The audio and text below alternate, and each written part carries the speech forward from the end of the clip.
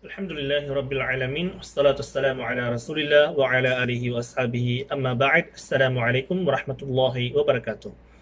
Mga kapatid sa pananampalatayang Islam, kabilang sa mga malalaki at dakilang gantimpala na ibinibigay ng Allah subhanahu wa ta'ala sa kanyang alipin para sa sino mang nagsasabuhay ng 5 beses na pagdarasal, una sa lahat, ito ay kanyang binibiyayaan ng tinatawag na istiqama o pagiging matuwid mula sa kautusan ng Allah subhanahu wa ta'ala. Sinabi ng Allah sa banal na Quran, "Wa aqimis salah, innas salata tanha anil fahsya'i wal munkar."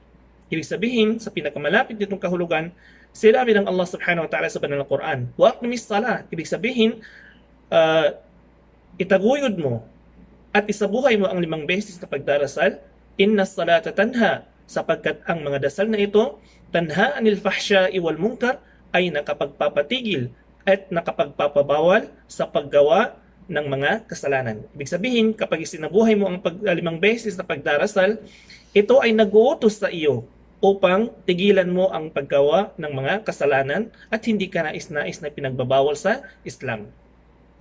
Kabilang din sa mga gantimpala ng taong nagsasabuhay ng 5 beses na pagdarasal, ay ito ay nakakapagpapatawad ng kasalanan.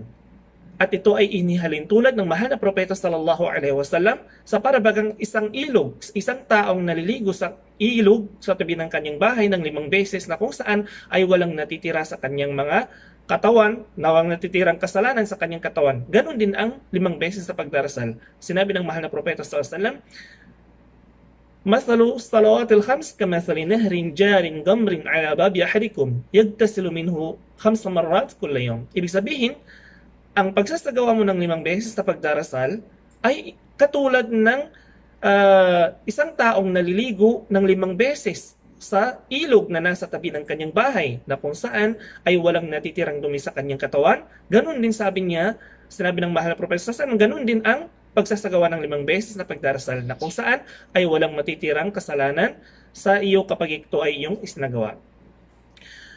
Higit sa lahat, ang paglalakad mo at pagpunta mo sa masjid at ang mga hakbang ng iyong mga paa ay ginagantimpalaan ng Allah subhanahu wa ta'ala. Pakinggan natin ang isa sa hadith ng mahal na propeta sallallahu alaihi wasallam.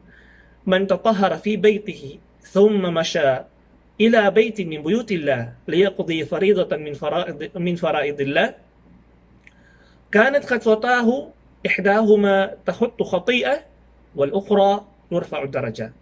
Ibig sabihin nito sa pinakamalapit na kahulugan, sinabi ng mahal na propeta sallallahu alaihi wasallam, ang sino man ang magsagawa ng wudu, paghuhugas sa kanyang bahay, sa loob ng kanyang bahay, pagkatapos ay pumunta sa masjid na siya ay naglalakad, okay, upang isagawa ang pagdarasal, mga obligadong dasal, kanat khatwatahu tahuttu khati'ah. Ibig sabihin, ang isa sa 2 hakbang ng kanyang paa, ang isa rito ay nakakapagpapatawad ng kasalanan.